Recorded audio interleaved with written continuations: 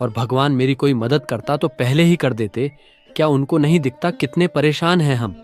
लगता है तुम साहस के साथ धैर्य भी खोते जा रहे हो बेटा, लेकिन ऐसा कभी नहीं कहना चाहिए। भगवान सब देख रहे हैं। तुम अभी और कुछ मत करो।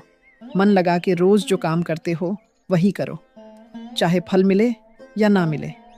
और क्या पता, भगवान चाहते हो कि तुमसे किसी को कोई नुकसान पहुंचना का कार्य ना हो, क्योंकि तुम्हारा मन बहुत पवित्र है। मैं कुछ समझा नहीं माँ जी। मैंने कहा किसी को नुकसान पहुंचाया है?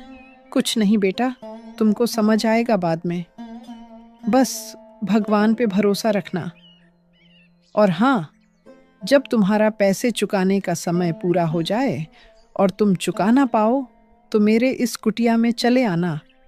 क्या पता मैं ही कुछ मदद कर पाऊं। कुछ समय बाद रघु उस बूढ़ी औरत से बात करके वहां से चला आता है। उसे आज बूढ़ी औरत से बात करके बहुत अजीब लगा।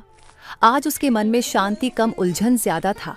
घर पहुंचा तो कमला उसे खाली हाथ देख के समझ गई कि उसे आज भी कुछ नहीं मिला और रात को दोनों उदासी से अपना रात काटते हैं।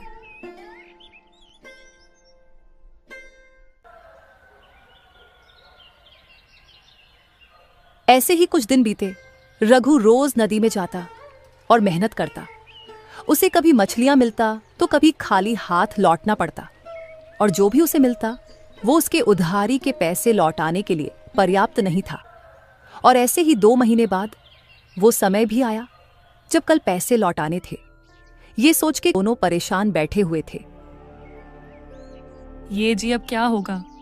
आपने कहा था कि आप समय पर उधारी के पैसे वापस करने लायक जुटा लेंगे, लेकिन हमारी किस्मत तो देखो, आपको इन 2 महीनों में ठीक से 1 दिन भी मछलियां नहीं मिली।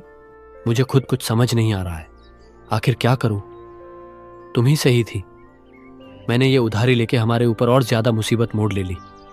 हमारे पास तो उधारी के आधे पैसे भी जमा नहीं हुए हैं। ये समय खुद को कोसने का नहीं है।